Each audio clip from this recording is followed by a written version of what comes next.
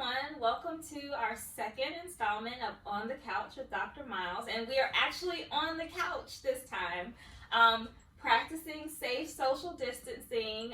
We did have our masks on earlier. We only took them off because it was really hard to hear us trying to talk through them. But we are being incredibly responsible. And our producer, Presley, is behind the camera, and she is also being responsible and wearing her mask. So we just want to let you know that we are absolutely practicing what we will be preaching when you all come back to campus. So now I want to turn it over. Our special guest today is Tara Stevenson. She's the Dean of Student Engagement and Career Development. And Tara, tell us a little bit about what you do here at Flagler.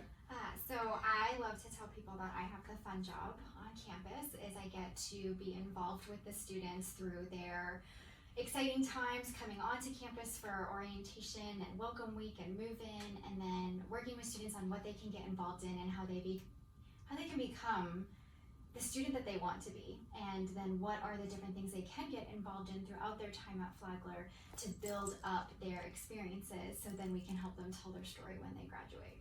Yeah, so you actually get to see students all the way through because you're taking on orientation responsibilities, and then you'll see them go into the world. Yes. That is fun, but I still think I have the best job on campus.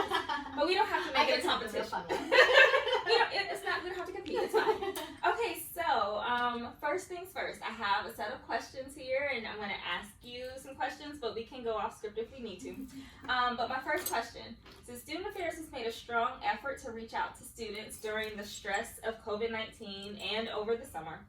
Could you explain some of the ways that Student Affairs has engaged or connected with students through some of your programming? Yeah, it's been such a struggle, I think, personally with my team members, because we thrive, and our purpose here at Flagler is to engage and be with students. And when students weren't here, all of a sudden it was, how do we creatively come up with a way to still reach out to them? So we took to the internet and took everything to the virtual world.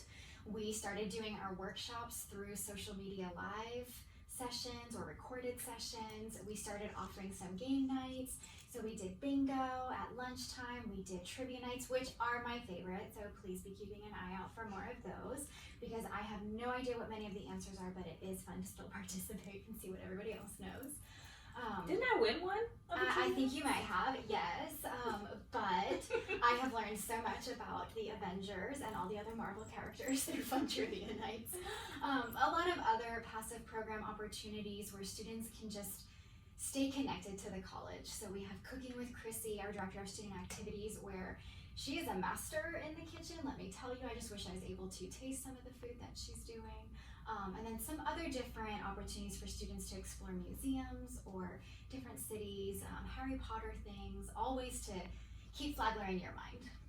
Yeah, and I have absolutely been impressed with the level of creativity from a variety of our departments, and kind of really thinking through what would students like to see, how would we engage them if they were here. And our students are, some of them are fickle, right? Like they are engaged, but they're also at home, and so and this is one of those like unscripted questions, but how has your team been working to make sure that we're connecting with the students who want the connection?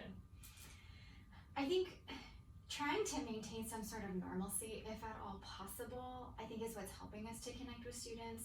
So people are still receiving the weekly newsletters with some of those opportunities. I know mental health is so important during these times, and so we really look to maintain some sort of schedule for the intramural classes so that people could take that time. We're really trying to diversify the different opportunities, and then as students are reaching out or connecting, we're trying to make sure that we're addressing some of the questions that they have or some of the things that they would like to see. So if they wanted or requested another craft demonstration, then we built that into the schedule. I feel like that's kind of the way that we've always done it, but again, I keep going back to if there's any sort of normalcy that we can try to find in this, I think that does help to connect students a bit more. Yeah. Okay, so I mentioned earlier that you get your, new opportunity for you to work with students through orientation. So you're going to get to see them from start to finish. So what are some of the changes to orientation that our incoming students can expect? Yes, so we are going to move back to kind of like this traditional model where we get the opportunity to connect students to Flagler over the summer. So typically they've been able to receive communications through the summer, and then in the fall, right after move-in, we would have a traditional orientation. Well, now we're taking that over to the summer, so then in the fall we can go back to a welcome back type of celebration. So this orientation over the summer is to really acquaint incoming students with the college, educate them on the different areas so that when they come in August, they're ready to hit the ground running and can kind of reaffirm what they've learned over the summer.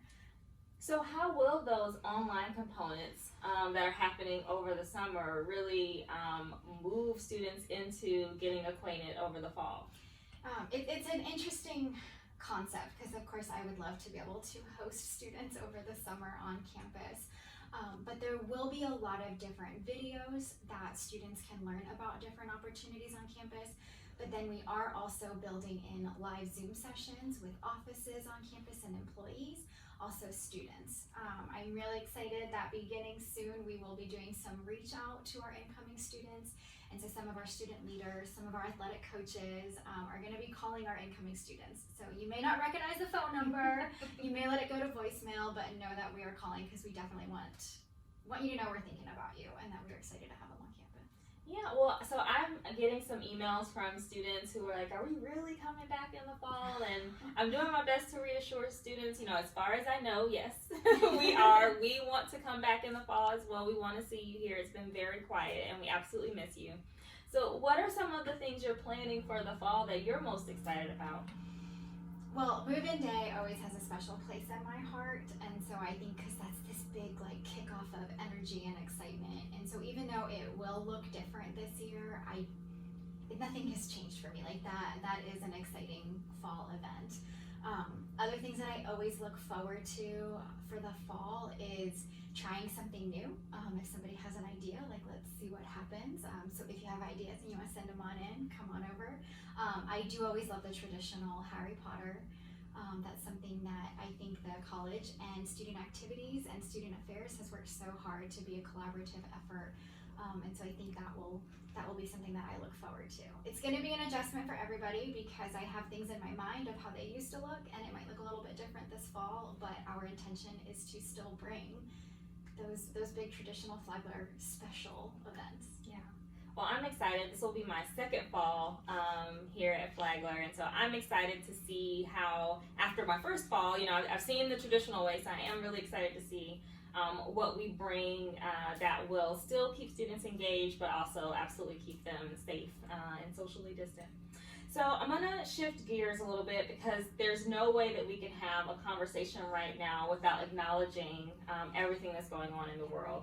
So how would you say that your office and the campus plans to continue to support students in light of social unrest that's happening, the national spotlight that is being placed on the way we are policing in the country? I know I read an article today that some cities are even reevaluating engaging social workers as a part of response efforts. So how will your office work to really make sure we're continuing to provide support to the students in the way that they need? I think for me, the thing I want to say right off the bat is we're here to listen.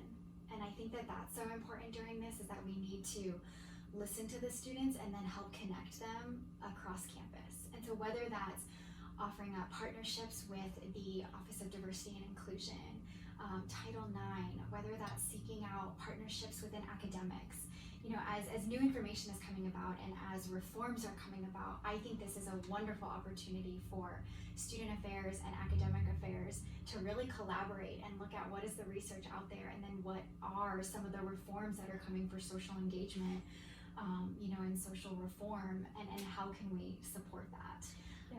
But I do want to make sure that our students know that if they have an idea, we are here to listen and to work through it with them. And if it's a possibility that we could bring to campus to bring more awareness or to get more students and faculty and staff around the table to talk about these things, I think that's what builds the community. Yeah, because I know for me it's been kind of interesting to see this thought process that you have to choose a side. Like either you are for reform or you're not. So either you believe that Black Lives Matter or you hate the police. Like there seems to be this need to stake a claim, and I don't feel like there is enough conversation and listening and being willing to be uncomfortable through a time in our history that is incredibly uncomfortable. And so I do look forward to the ways that your office will provide those supports and collaborate with other departments, because it is absolutely the only way we're going to be able to move forward is if we are open and honest and vulnerable and just prepared to see the world in ways we haven't seen it before. Yeah, I think we have to empower the students to support, challenge, discuss things amongst themselves and know that they're in that supportive environment. I think I love when, clubs and students can come together and discuss things like that. And if they're on differing sides or different viewpoints, that they can encourage one another to just see and listen to the other sides. Yeah, and if the national discourse is going to be, radical on one end or the other, I think as educators, it's our responsibility to bring people to the middle, because it's really the only way forward. No one group has the right answer, but that doesn't mean that individual groups all have the wrong answer either. So I'm sure there are people who are like, no, let's just be, But on our if we're side. talking about that stuff in the classrooms, Right. why can't we still be talking about that outside of the classrooms? Exactly, and it's in a safe environment where you don't feel concerned that your grade is on the line, or that you do feel like you can just kind of say the wrong thing, and it's okay to make mistakes and not get it right 100% of the way, but us creating the environment for that discourse and for that opportunity to learn and move forward, I think is critical. Absolutely. I mean, empowering our students to help educate and correct one another, I think, is so important in a way that makes everybody feel a bit more comfortable to continue asking and making mistakes and learning from them. Absolutely. All right. Well, we will close on one last question. So we're talking about being willing to be uncomfortable and creating this space. So do you have any events planned for the summer or going into the fall that does exactly that? I don't think we do yet. Right now we are building so many new changes and new initiatives that I think we're focusing on, but I thrive so much when the students come forth with some ideas and then we look at how can we support that. I want to continue having those partnerships and creating that seamless, coexisting of student affairs and academic affairs, and so I would welcome a lot more of those ideas and supporting what our student government and campus activities board and Flagler College volunteers and some of the other clubs and organizations that are wanting to bring things on, and seeing the celebrations that we had last year, like let's just continue to expand on those and really support them. And I don't think it has to be just one club that takes full ownership of an entire month celebration on a diverse, topic, that it needs to be more collaborative and a whole lot more partners. Yeah, and I think that's kind of one of the great things about being a part of a community is that you don't have to do it alone, and you can work with other departments. I know the Office of Diversity and Inclusion has had some events this summer, and even the Counseling Center has had some events this summer that is working towards creating these engagement opportunities. And I don't want you to sell your team short.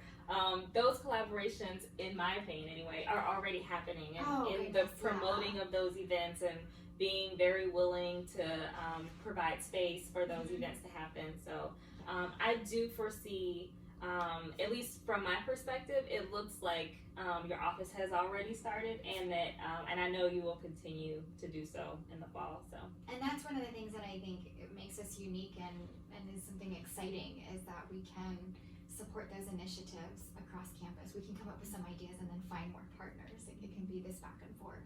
Yeah, sometimes you'll be leading, sometimes you'll be collaborating, but that it should be the case for every department on campus. All right, well, that was my last question. Do you have any closing remarks you want to make for our engaged audience? You know, I look forward to the fall semester every year. I look forward to my job. I'm one of the lucky ones that gets to say I do love my job and love what I do. I personally am struggling with, you know, what is the fall going to look like? Because I know it's not going to look like what it's looked like every year. But I know that, you know, Flagler will support the safety and ensure that we can have an academic learning life and a social learning life. And so I've got to work through it's not going to look like it does every fall, but that we will get through that and we will come up with some creative ways to still offer that engagement. It just might look a little bit different for a little bit. Well, that's kind of the great thing about being new is that I've only seen it once, so I don't have a thought process of what it should look like. It's like, oh, we did it this way this year, well, we'll do it different next year. Oh, that'd be great.